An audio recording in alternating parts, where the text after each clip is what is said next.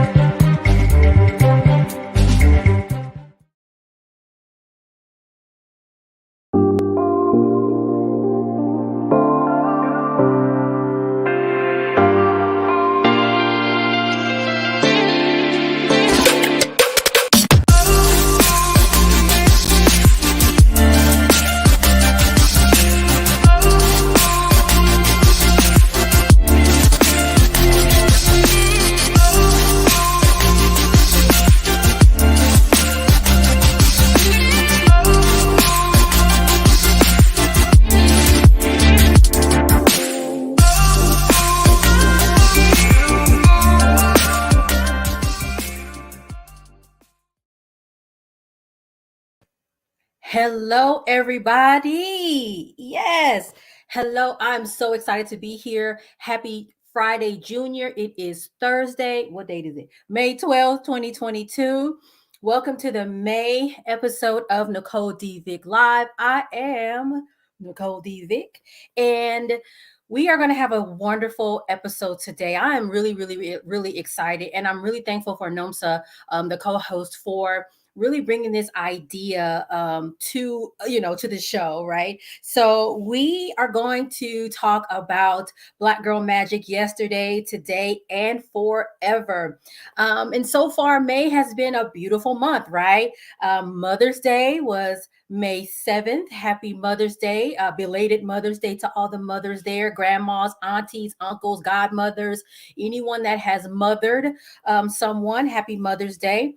And the week before that, I had my first pop-up shop in about 2 or 3 years. The pandemic slowed a lot of things down, and I was doing these pop-up shops with all of the Black women business owners that I love and respect. But I had to kind of, put them to the side because of COVID, my work. I can't be that person that has people in the backyard in the middle of, high rates of COVID, but things have kind of simmered down a little bit. And so I decided to have the pop up shop on May 1st, and it was amazing. It was bigger and better than it has ever been. And I'll probably do some more this summer. So definitely stay tuned because there's more to come. I'm also planning on classes on financial literacy. And some other stuff coming up. So just stay tuned. So the pop up shop was just like the first of many things to happen this summer. So, as you know, on this show, we're about all things Black women, our physical health, our mental health, our financial health. And we're also big on sisterhood and the idea of lifting as we climb. That is something that is so important to me. We really have to make sure that we are lighting the path for Black women. And it is our obligation and responsibility to do so. So there's been some current events that have happened, little crazy stuff going on. This Roe v. Wade thing happened. We're not really going to touch on that too much, but we're going to talk about it a little bit. We have a special treat. As I said to you, Nomsa had this brilliant idea of really focusing on sisterhood from an intergenerational perspective. And I don't know about you, but I have often wished that I could sit at the feet of the folks that were here before I was here, right? And give me some wisdom. And also, I really firmly believe that the younger generation also have a lot to say, which is why my daughter and I have a show called Pushing Through, because I love her perspective. So young folk have perspective, and the folks that have been here before I was here also have a wonderful idea and wisdom and viewpoint that is to be respected. So today we're going to have 4 generations of Black women on this episode. And let me bring on Nomsa because I'm going to keep talking, and I want to bring her on because I get excited. Yay! Hey, hey. Hey, hey, Welcome. hey. Happy How you Friday. doing? Happy Friday. Wait, happy Oh, Friday, girl, Junior. Happy Friday, Junior. don't tease me like that, okay? It is not Friday because I was about to get excited. Like, oh shoot, let me go sit down somewhere. Friday Junior, yes. Friday, Junior. Yes. Well, how was I'm your Mother's present. Day? Happy Mother's Day, by the way. Yeah, same to you. It was low key. My Anna was working. So, my pride and joy was working. I celebrated with my mom during the week, and then I just, kind of spent time with Kurt. So it was nice.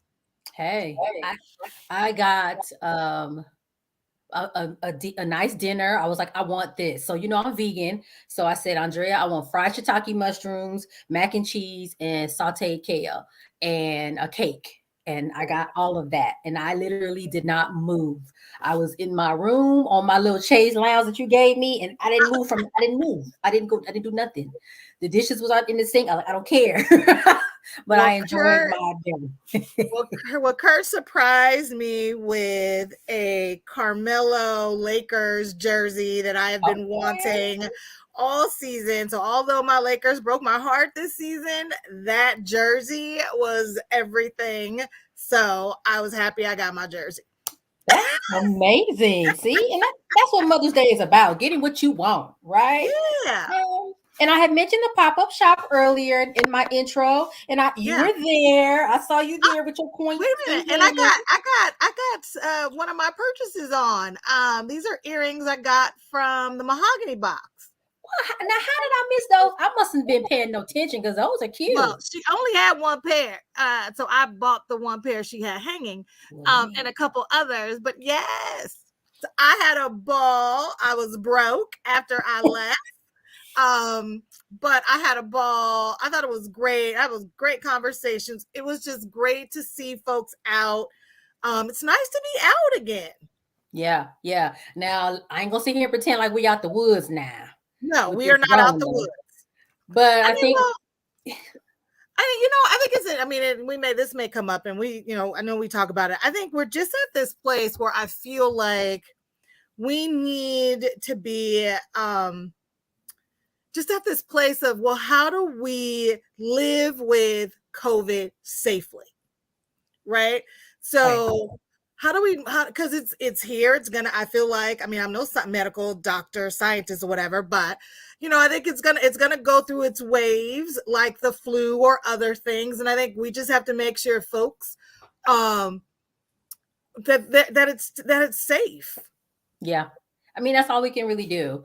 I think the only fear is that because it's now more commonplace and it's going to be around, that people equate it just kind of being here with, oh, it's not a big deal. But I mean, it's still the flu, the seasonal flu kills people. So I Yes. think we still have to remember that, just because it's going to be endemic or kind of be around doesn't mean that it's like benign. I think that's kind of the Absolutely. conversation that we had, Jamila and I had, message- was that last month. Yeah.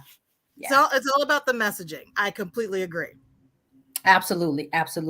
So, you had this brilliant idea of Yeah. focusing on intergenerational sisterhood, and what was the thought behind it? It's like we'd been talking a lot, I want to say like last season. So like last year, right? We talked a lot about sisterhood and building as we climb. And I just thought, let's bring some of the folks that I feel like have a lot to offer and share, and who I actually admire, feel inspired by. And so Fran was top of mind, who I absolutely love and adore. I think some folks refer to her, as our Black godmother, but she Yeah. knows everybody. She's touching. I think she has so much to offer, and I just thought it would be a great opportunity to, share some space with her. And I haven't seen her, so it's also a little selfish. I was like, okay, I'll see her soon, but I can also see her virtually. And then Kelly, who's like, I feel like, my little cousin Kelly, who was also, a star in her own right.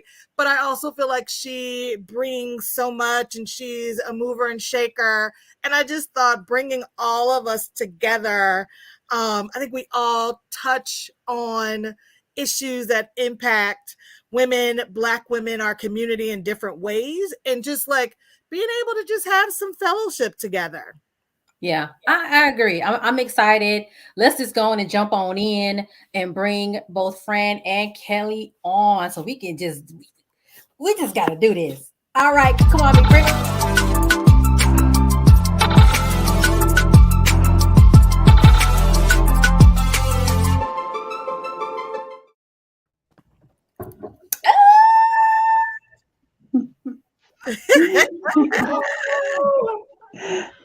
Hello, I'm so excited. I'm so excited. All right. So, how are you all doing? Kelly, how are you? I'm good. I'm good today. And ending my day on this note makes me even better. Yeah, today was a good day.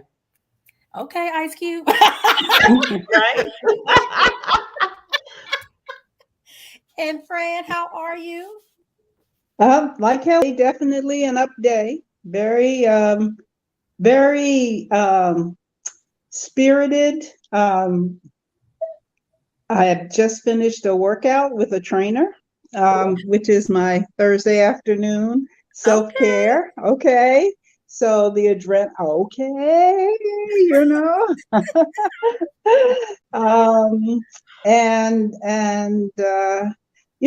this is lovely. This is just like having, a little time before dinner and the evening. And my reflection on today is that it was really good, and I feel energized at the end of the day, which is a good feeling. I don't feel tired and worn down. It's always a good day when I get to this time of the day and say, I still have energy. I'm still ready to go. Okay, so Fran made me feel bad. I guess I need to work out with a trainer so I can be energized. And then here we come, Fran. That's not my industry right now. Fran is out doing all of us right now. Okay, I love it though. I love it. All right, Nomsa, go ahead. You got. So I was like, I was making sure I was getting permission. So, and I hope y'all heard how excited I am to have both of you here.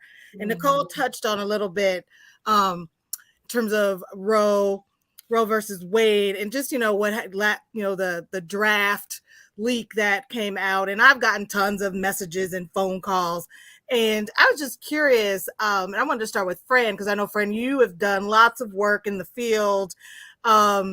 And, I know there's lots of shock and awe, and folks are responding to it all very differently, but really curious about, your initial kind of reaction and thoughts.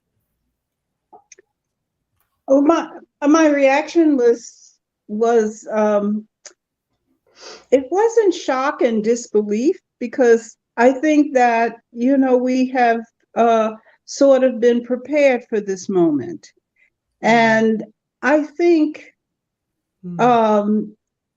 it was so disappointing, having come on the heels of the confirmation of the first Black woman to the Supreme Court. Yeah. So it felt like, we always get to go in and clean up some mess, at the end. It's just like, here we go again. Okay. Yeah. We get that win, and then it's like they pull the rug out from under us. Mm-hmm. Now, Roe v. Wade, reproductive health, abortion rights, that was really my generation's call to action after civil rights. Yep. Yeah. And we fought so hard. We fought a long and noble battle. And in my reflection, it is what brought the women's movement and the movement for Black women's health together. Before that, before there was the women's health movement, and there wasn't a lot of Black women in it. That's right. But the work of Billy Avery and the starting of the National Black Women's Health Project in the early 80s really brought us into not just a moment in our history, but a movement for women's reproductive health and well-being, and out of which we have these the terminology of self-help, self-care, mutual support. All came about. I'm guilty of being too complacent. I thought once the Supreme Court rules and it's a right, it's done. So the other part of yanking the rug out from under me in the last couple of weeks is, well, what does that mean about Brown versus the Board of Education? What does that mean for gay rights? All of the things that we have, had to get up and do battle around. And in our community, I know that we have division, ideological, emotional division around the issue of abortion. But I don't believe that we should have any division around rights. We don't always have to want, I've never told anybody you must have an abortion or you ought to have an abortion or, whatever. Right. If somebody decides that that's what they want to do, they ought to have the right to do it. And the government ought not to have a right to invade or intrude in our lives. So that's where I am. I'm a little, well, what do we do now? And so legislatively, I'm glad we have all these sisters marching up to Congress and getting up there. But, we're in a real logjam as a government. Yeah. We are. And I appreciate everything you just said. And I think there's with you, it wasn't shock, disbelief, because also just understanding, and I'm in a different phase, right? In a different phase of looking at the work in the field and realizing, there's this long game. And so we've had judges and other things put in place. So I think for me, I have always questioned whether or not it could be overturned or not, depending on, so it's like that neck, a different look from a different lens. And I was like, I can trust it, right? Depending on who's in place and what happens, just because I'm just paying attention to the long game, right? And how folks are thinking about it and realizing also who at the end of the day is really impacted. Because if you have means, you're going to still have access, right? It's those who don't have means that continue to be behind that 8 ball, right? And that's the part where it's like, okay, what do we do now, right? And so when Kelly, and I think about, we just heard from Fran and what was happening and like on the ground with what they were doing. And I think about where your age and where you are now thinking about this, like what came up for you? Oh, well, I felt I'm already feeling healing from this conversation. So I don't know who it was for, but if it wasn't for anybody else, it was for me. Because Fran, when you said I got too complacent or I got comfortable with complacency, I was like, oh, thank God. Because I didn't know. I'm the resident millennial on the panel. And I had that realization of like, I was born into this. Since I was born, this is a protection that has existed. I know lots of women that have made choices to terminate pregnancies. And so that's what came up for me. I felt like it was this, I felt like the pendulum had smacked me in the face. And as a millennial, I just love these reflections because I had that same moment, when Trump got elected. I remember calling my dad and being like, and he was like, girl, we've been here before. And I was like, have we? Like you have, but I don't know if I. So I think like that today's, particularly in light of this conversation, is what made me feel like, oh yeah, we need to get together. I need to be with people who've been walking the journey a little bit longer than me, because I was like, what? I didn't even, how dare they? No, I love your like, no, I was sitting with skepticism because I was sitting with millennial youth entitled, what? No, they did not. How did this even happen? So there is something in me in this moment of like, oh my God, how did that happen? And perhaps a little bit of fear, to Fran's point about what else is at stake, a little bit of fear of like, oh shoot, okay, I'm awake, I'm doing the work, but what do we need to do now? Because I don't know, the bigger stuff Yeah. that could come, but yeah, just sitting in like, oh no, I thought we were moving in a different direction.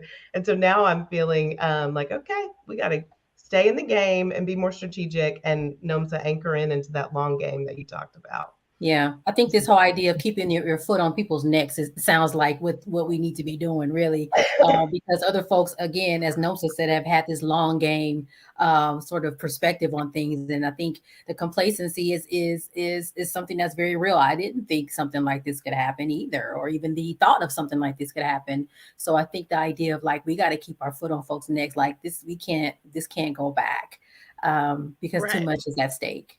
Absolutely. Right.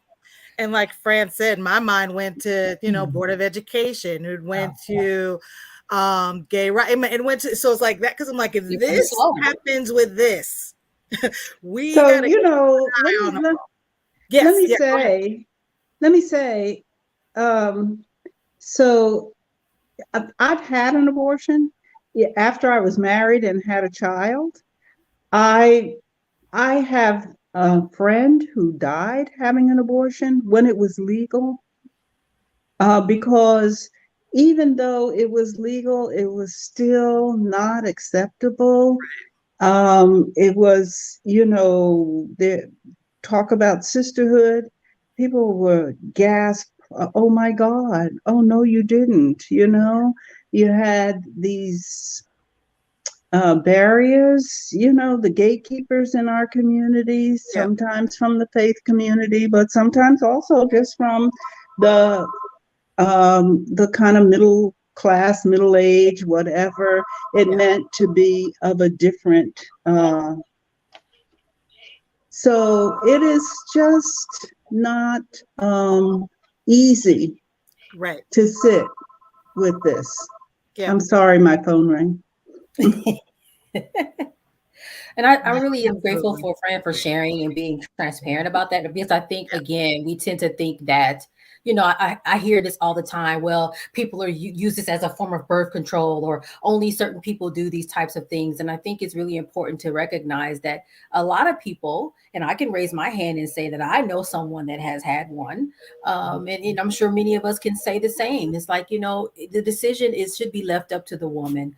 And all this stuff that this I can never say the word, but the politicking around women's reproductive health has become really just a really hot topic, really sensitive topic. And I don't know what's next. So we're getting ready to head into a commercial, but I don't know, Nomsa, do you want to kind of wrap this, put a bow around we can put a bow on this. And I think, the bow around this really is about women being able, really, there should be nobody legislating exactly what we do with our bodies and how we do it, right? And we know if men were giving birth, we wouldn't be having these conversations, right? And when we think of what, just even think about, the cost of pads and tampons, right? It's like just the cost of things that we need to function as women,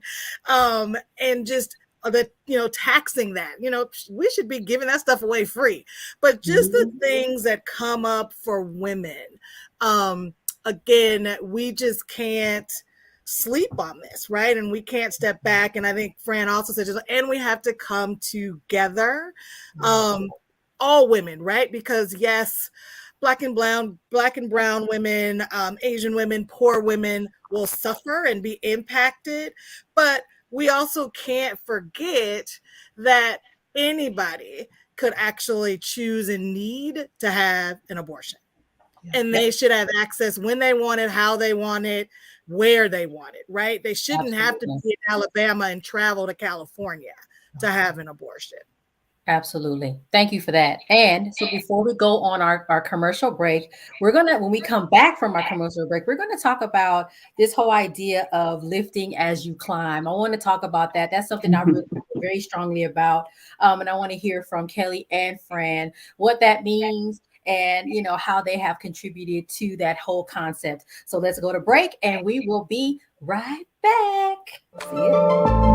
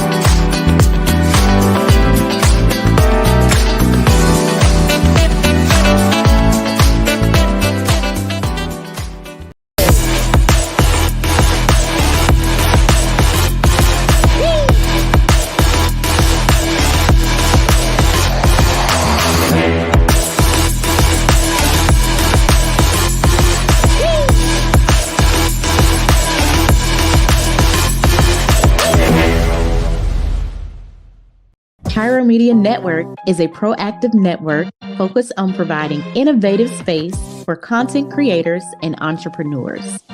PMN is dedicated to giving its viewers a diverse entertainment experience while helping content creators elevate their production, engagement, and overall branding.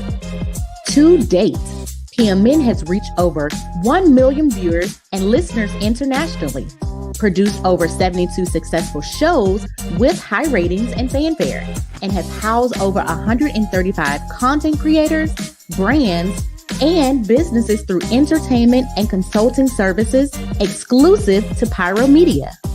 Pyro Media Network is a space that makes you feel at home. So if you or someone you know wants to make an impact, then contact PMN by visiting www.pyromedianetwork.com, and we will take your production to the next level.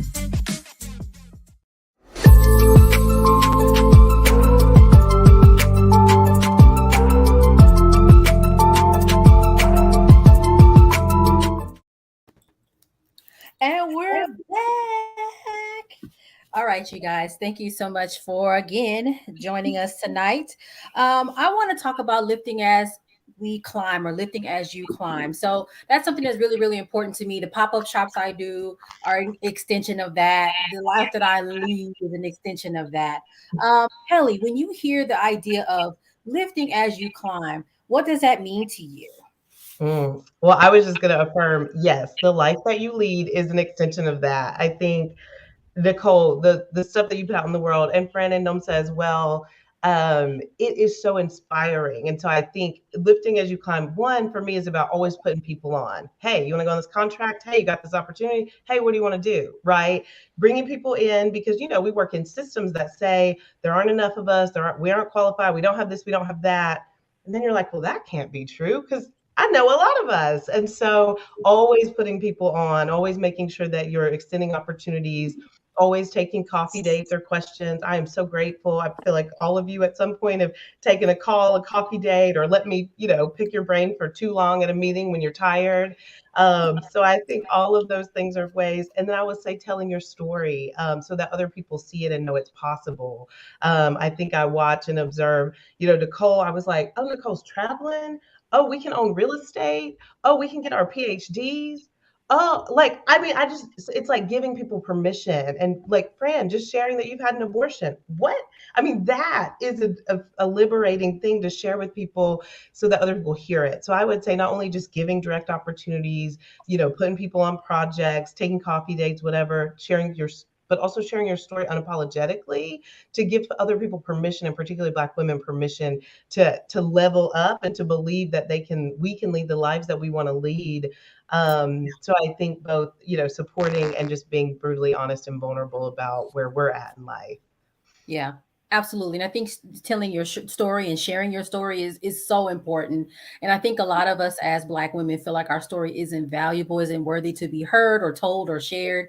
But there have been so many examples or instances in my life when I've said something or someone has said something to me, and it's like I actually need to hear that in that moment. To get to the next step to where I'm going. And as you said, like Nomsa and Fran and all the other women have been so, been wonderful examples to me of what is possible. And so, just by being observant and paying attention, it's like, oh my gosh, it gives you a little bit of pep in your step, at least a little bit to get you to the next step. And Fran, I just want to hear from you. Lifting as you climb, how have you brought other Black women up as you have made your way through your career, even personally? I'd just be interested in hearing that. And if you have tips for us to help us to remember to be that light for our sisters who are coming after us. So this is awesome. I want to just validate Kelly, lifting up the idea that we all are connected, and there are a myriad little things that we do that affirm each other, because every opportunity that we're given to affirm somebody is an opportunity we didn't take to tear somebody down. So, that if we begin to orient ourselves toward affirmational behavior, then the opportunities to lift each other is important. So, I come out of the self-help mutual support group movement, and I'm so grateful that there were people who saw things in me that I did not see in myself. I could not have said, to anybody when I was a young person that at 79 years old, I would be doing this. It just, I didn't even know this existed. So if it weren't for people who just, and I wasn't always a willing subject. Because I was a little arrogant, like, you don't need to tell me, I got it. I know what I'm doing. And somebody said, shut up and come here. And one of those bodies was Dorothy Height. And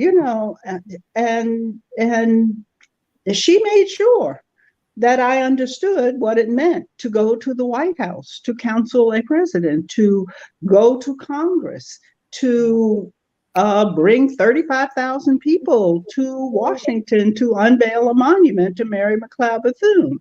And I didn't have the great appreciation in the moment. I was just like, what is she talking about, bringing 35,000 people to Washington? And then she wanted 250,000 invitations sent out, hand addressed.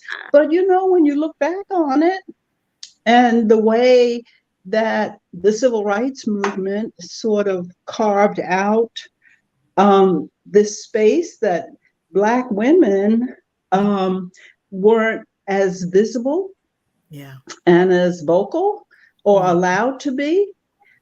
Dr. Height actually, on the day of the March on Washington, the National Council of Negro Women is a council of about 35, 40 different national organizations, some of which I had never heard of. The Beauty Culturist League, the Daughters of the Eastern Star, the ways in which Black women come together and do things that is so different than the sort of male patriarchal way of doing things, really got me immersed in a space where I valued these remarkable women who were leading and paving a way. And I try very hard to to say, why is this person in my space? So yesterday I did a workshop and I had a consultant come down from the Bay Area, a PhD from Berkeley. But when I met that young woman, she was 17 years old and homeless. And the only thing I could think to do at the time that I met her, and this was before I was married, to Bernie Rollins, I just took a key off my key ring and handed her the key to my apartment and said, "You're not homeless. So you have a place. Now we have to work out. You got to go to college. You'll live in the dorm. On vacations, you'll come. You'll do whatever." And, she kind of picked it up. And now I'm learning from her. It is this exchange of support over time, because too often and too arrogantly, we think that we are not going to need people. And so I reckon, I'm glad we have millennials and what Gen Xers and whoever else you are. I don't know how to do, but for the senior set, I can assure you that it is comforting to know that there are people who feel a sense of connection and responsibility to me, as I once did to them. They aren't always my relatives. They're not my blood relatives, but they're the people who care. And I think the most important thing about staying connected to people and helping to lift people way generations, I'm talking about teenagers and early 20s, is that some of what we know and have experienced is going to come in their lives. And it can be anything from how to set a table to, how to cook something, or how to go on an interview, or actually how to advocate for yourself in the emergency room. That's right. The collective insight that I hardly think about on any day can sometimes just kick into action if someone calls and says, I'm in this circumstance. And so we should never think that what we have learned and acquired and accumulated isn't useful to someone, right, even though we may not use it on a daily basis. So it can be an everyday act of kindness. It can be targeted. We could all just go out and grab somebody and say, I'm going to do you. Yeah. And make that real for someone to feel the experience of being lifted, even as I feel I was lifted up when I had no idea what I was doing, literally. Wow. That's amazing. So amazing. And I mean, I think you're right. Sometimes you just got to do it. And that person over there, I'm going to go talk to that person over there and see how I can help. And sometimes it's not even apparent what the issue is until you start having a conversation. Fran, I met a woman, a businesswoman that owns a coffee shop not too far from here. And she and I talked, surface level. And one day she mentioned where she grew up. Do you know she grew up next to my grandfather? And she met me when I was a baby. And I had no idea. She started crying. I'm crying because I'm like, oh my God. She was like, you were the baby. You were the baby that they brought to the house. And I'm like, I guess I was. But it's like in conversation with people, just taking that moment. You just never know where stuff goes. I have people text me all the time. Hey, I'm trying to help this organization diversify their vendors for food. Can you give me the number to that coffee shop? Absolutely. Hey, I need somebody to do this thing. Do you know somebody? Absolutely. And it's like, I'm always looking and trying to connect people to things. And I think it's just such an important thing and so valuable because you get people's names and spaces that they may have never even imagined being in. So I'm really happy to hear that perspective. And yeah, there's times I'm like, I don't know what I'm doing, but somebody had a thought in their mind, but you can do it, Nicole. So I'm gonna put you in that space, and you gonna do it. And I'm like, oh, okay. And then it's done. Like, okay, run a call center. What? Okay, and then it's done. So, I don't know. Really exciting. No, so you have any thoughts on that before we move on? No, I'm just going to say everything that Fran just said is actually all the reasons why she holds a special place in my heart. And Fran may not even remember this, but early on when I first met Fran, and I had sent her that it was just, I'd heard a lot about her, and I got to meet her, and it's like, I like this lady.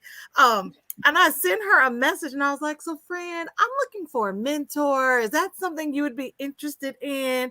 And she was like, yeah, if you're interested in mentoring me. And I was just like, oh, wait a minute. So she's looking at me in a certain kind of way, and I'm thinking about her in a certain kind of way. But I was just like, oh my, okay, I love that. So, I mean, and that has stayed with me, and I don't see Fran all the time. COVID has actually made it even, it has spread out, even more. But there's just, there's this, I've always appreciated the humanness or the humanity of her and how she engages. And just, and some people just, you feel like you're just stuck no matter what, right? And so, no matter how long the time or distance may be, Fran is pretty much stuck with me. No, she's stuck with all of us. She don't even know. I was with my daughter. Okay, I'm blushing. Oh my gosh, this is amazing. And so, I love one more thing I'll say. I love the idea of learning from each other. I think that oftentimes we think the younger generation don't know anything, but I feel like we can learn something from Kelly. We can learn something from the kids that are, our kids' age, so the 20-year-olds. Yep. They have a profound perspective as well. And I think one of the things I'll quickly say, and then we can move on. My daughter was telling me one day, some years, maybe it was last year, she said, sometimes the older generation can be so mean to us younger folks. And it hurts. And I had actually saw a TikTok today that kind of referenced an example of that, where this woman was an intern and she was leaving, and the older woman said to her, you don't even really deserve all of that. You'll never get far. And I was like, wow, this is something that my own daughter told me that other older women do to her. And I'm like, we have to get out of that. We have to really see them as valuable, because just like Fran said, a lot of stuff that they go through, we've been through, and we got to really make sure that they're okay, because we'll be gone and they gotta live. So I don't know. I just really love this idea of it's not just us thinking we know everything. They know something too. And we need to listen to our younger folks as well. So Kelly, we listening, and whatever you got to tell us, we hear you as well. But Kelly is living it. I mean, sister is collecting awards, and I mean, if you could, Kelly is a Facebook moment every day by herself. She is the master connector. She is getting people engaged and active and supporting people that I was just like, where does she live? Because she's always bringing somebody from some other part or somewhere, and with very compelling stories. I thought she lived over here. Maybe she lives up there. I don't know, but it's having that skill set and that desire to be a connector that is so impressive to me about her. Oh, absolutely. Well, I'll just offer that this is why this is important, because I'm from South Carolina, and so I grew up. I grew up with my aunties. This was the conversation. Then when I came to LA 11 years ago, it was like, okay, I know like Black women collectively can be our aunties, but like I don't really know anyone. And so this, I mean, being part of all the things, LAPI, being in public health stuff, being part of the Empowerment Congress, like it's like, oh, I have a home. And even though, I don't have South LA, I don't have, this sort of story, Nicole, I love hearing about sort of your lineage story. I feel like, okay, I'm here. This transcends, geographical boundaries. And so I'm just trying to be contribute to where I am in space and place. And I feel like my dad said, don't go over there and don't bring anything back. Like, you need to make sure, you're carrying on wherever. So I just feel grateful I'm just trying to live up to all the standards. So Yeah, trying you're to doing be it. each of you. You are making us proud, Kelly. Thank Indeed. you. Indeed. And inspiring me. I have three great nieces who are growing up in Columbia, South Carolina without their mom. And so just to, that's inspiration and possibility. I'm like, oh, people do move to LA. Yeah. Let's connect. I'm like, There you go. I'm connecting to my people in the South. Nomsa thought we were cousins. We swear there's some people still. Uh-huh. We're probably all connected. Absolutely. Nomsa, you had a question about Mental Health Awareness Month that you wanted to ask. Yeah, well, I just wanted to put it out there. And Fran started to share, just recognizing that May is Mental Health Awareness Month, and really just thinking about, so much that we put on our shoulders and move and do, right? And we take on so much. And just, what are you all doing really to take care of yourselves, especially during this time, right? It's been a difficult several years. And so it's like, what are you doing, right, to take care of yourself? So we already, Fran has already made us feel bad with her trainer and working out on Thursdays. I was like, I thought my meditation in the morning and steam face and doing my facial steams, but I was like, well, maybe I need to be getting my steps in a little bit more too. We but need just, to level up. making sure, just, how are we, whether it is that or support circles, but, what are the things that you all do to stay balanced? Well, I will say, at this end of the age spectrum, mental health is more important than I ever thought it to be. And I do believe that you have called out the particular circumstances of the pandemic and isolation and loneliness. And I also, so my husband died in 2021, at the end of 2021. And so then I had this issue about grieving. And I thought, even before he died, we said, let's just start thinking about this anticipatory grief. And so for a year, we were in counseling, kind of talking about issues and making it real. And then Carlene has this seniors aging and grace and elegance and my friends and from the psychology department at UCLA, and out of all of that collective insight about mental health and trying to maintain emotional balance and well-being at a pretty dramatic time in my life, I learned that you can grieve and you can hold joy equally. You don't got to just have one or the other. You can hold them both and do them both. And therefore, mental health is kind of, for me, become like balance. It's when I feel sad and grieving, I do that. And then, pretty soon, I say, well, that's okay. I can function. I do this and the physical activity and getting a puppy and having that kind of companionship. I really feel good about the way that I've handled grief, and I wish that as sisters and a sisterhood, that collectively we would take on that challenge, because we have so much pain and we have so much to grieve. We live with so much, and yet we have, of course, a lot to be grateful for. Yeah. So, just a regular practice, meditation, support groups, check-ins, going to a therapist, having a counselor. I just again pretty arrogantly said, I don't know if I need a counselor to do this. I can just read up on it. Give me some on you Google how to grieve, or whatever, and I'll be okay. But there is actually some value in someone holding up a mirror, kind of truth, and saying, so what are you actually feeling? Yeah.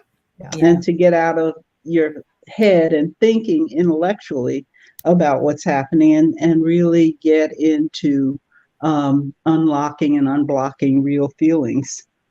It's pretty valuable. Yeah. Kelly, any thoughts on self-care?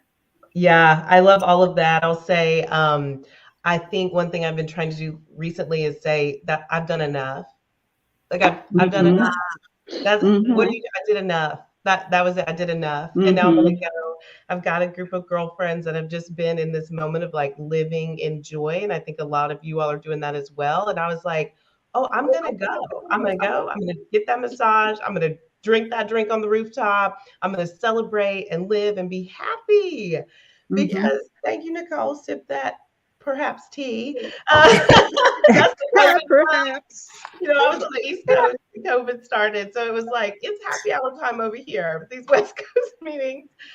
But as it relates to mental health, I will also affirm Fran's response to go to therapy and also take meds if you need to. So I'm someone that lives with bipolar disorder. I was diagnosed later in life, and it was really hard. It's hard to have that diagnosis and be like, what do I do? And I don't have cultural norms or practices. And we don't do this, we don't do that. And so I will just say that is a gift. If you need, to use medication in combination with therapy, in combination with prayer, do all those things, because taking care of ourselves is what matters. And then managing to that. I have to sleep, which means sometimes I can't do all the things I want to do, and that's okay. So those are a couple things that have come up for me. Awesome. We have about 5 minutes left. And so in a quick 1 minute, I want to hear from both of you. I'll start with Kelly, and then I want Fran to have the final say. What does the future look like for Black women? Kelly, in 1 minute. It looks like liberation and joy. And it looks like leadership in all the spaces and places that we know we have the ability to lead and that we have not had the opportunity to. So I'm claiming leadership, representation, and joy over the next, whatever the next future is in my life. Fran, what does the future look like for Black women in 1 minute? Well, I wanted to talk about 35 and having children and not being married. But I will go along with your request and stick to this topic. I think it is really about gratitude. I think that we are certainly entitled to be angry. I think that the negative energy is all around us, but we have got to come down on the side of gratitude and be very grateful for so much of what we have. And that doesn't mean that there isn't more that we want and a lot more that we will do and fight for together. But we have to be very grateful that we live in a society that for most of us, we experience some levels of abundance on a regular basis, and that we can be here for each other.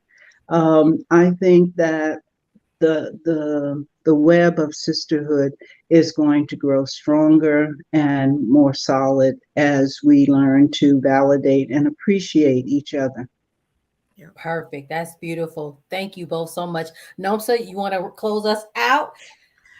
Oh my God. I feel like we need a part two. Exactly. I feel like we need a part two of this. I was like, oh my God, the time is almost over. I'm just glad both of you all you both are open and willing to join us. I so appreciate you all giving to us in this space. It has actually filled my cup. So it's like I'm just glad to be in this space and to hear from both of you. And then I'm like looking at the comments from folks watching.